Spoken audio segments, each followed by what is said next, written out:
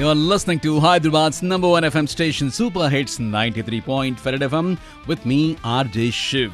And ఈరోజు right now మనం ఒక స్పెషల్ ప్రోగ్రాంలో ఉన్నాం. అదేంటంటే Ankura caring conversations, expert voices, real care every stage of motherhood and childhood. And ఈ ప్రోగ్రామ్ లో భాగంగా ఈ రోజు మనతో మాట్లాడతారు. హాయ్, నేను డాక్టర్ అంజనీ గుమ్మడి అండి. I'm paediatric rheumatologist and immunologist at Ankura hospital, Hyderabad. Well doctor, ఇప్పుడు చిల్డ్రన్ కి ఈ auto immune diseases and arthritis వస్తూ ఉంటాయా? వస్తే ఎంత కామన్ గా వస్తుంటాయి? సో ఇంతకుముందు పిల్లల్లో ఆటో ఇమ్యూన్ డిసీజెస్, ఆర్థరైటిస్ లాంటివి రావు అనేది ఒక పెద్ద అపోహ ఉండేది. ఇప్పుడు we see lot of auto immune diseases in children. Arthritis నుంచి అదర్ డిసీజెస్ లైక్ ఎస్ఎల్ఈ అంటాము, కండరాలు ఎఫెక్ట్ అయ్యే జబ్బులు, మయోసైటిస్, ఇలాంటివన్నీ పిల్లల్లో కూడా వస్తాయి పెద్దవాళ్ళ లాగానే. హౌ కామన్ అంటే ఇప్పుడు ఆర్థరైటిస్ మల్టిపుల్ రీజన్స్ ఉంటాయి. లైక్ ఇన్ఫెక్షన్ ఉండొచ్చు, టీబీ ఉండొచ్చు, రాకపోతే ఆటో ఇమ్యూన్ కారణాలు ఆర్థరైటిస్కి ఉండొచ్చు పిల్లల్లో. If you see auto immune కారణాలు ఆర్థరైటిస్కి తీసుకుంటే దాన్ని జువెనైల్ ఇడియోపతిక్ ఆర్థరైటిస్ అంటాం. అట్లీస్ట్ 4,000 చిల్డ్రన్లో ఒక్కరికి ఈ వ్యాధి వచ్చే అవకాశం ఉంది.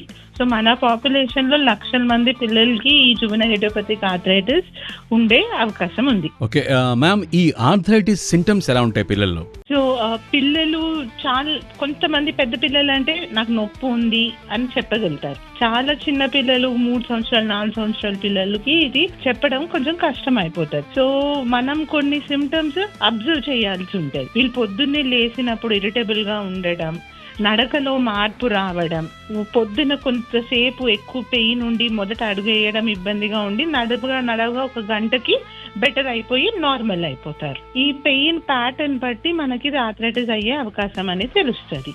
అది కాకుండా జాయింట్ లో, ఫర్ ఎగ్జాంపుల్ మోకాల్లో వాపు ఉంది, నొప్పి ఉంది, అక్కడ ఎర్రగా మారింది, ఈ సిమ్టమ్స్ ఏమన్నా ఉంటే అవి ఆర్థరైటిస్ కి ఉండే అవకాశం ఉంది అని మనం టెస్ట్ చేయించుకోవాలి.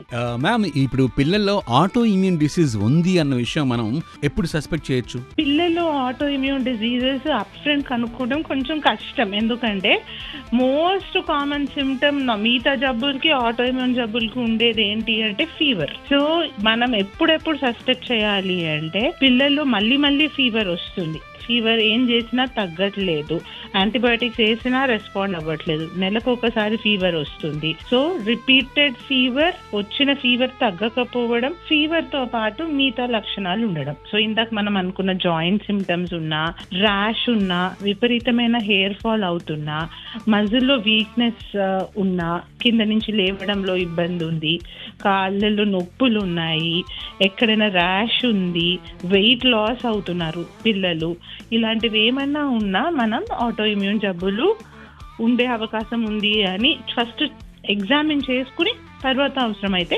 టెస్టులు చేయించుకోవాలి. సో మ్యామ్, పిల్లల్లో వచ్చే ఈ డిసీజ్ కి ట్రీట్మెంట్ ఉందా? సో ఎంత ఎర్లీగా మనం ఐడెంటిఫై చేస్తే ఈ డిజీజెస్, అంత ఎర్లీగా మనం ట్రీట్మెంట్ స్టార్ట్ చేస్తే అవుట్కమ్ గుడ్ ఉంటుంది. So treatment depends upon what kind of arthritis or what kind of auto immune disease it is. So starting చిన్న స్టెరాయిడ్ లాంటి మందులు పెడతాం, తర్వాత వేరే మందులు కూడా పెట్టి స్టెరాయిడ్లు ఆపేస్తాం. సో ఈ డిజీజెస్ ఎంత ఎర్లీగా మనం డిటెక్ట్ చేస్తే, అంత ఎర్లీగా ట్రీట్మెంట్ స్టార్ట్ చేస్తే children will be good. Thank you so much doctor. You stay tuned to super hits 93.5 FM. వినండి ఉల్లాసంగా, ఉత్సాహంగా.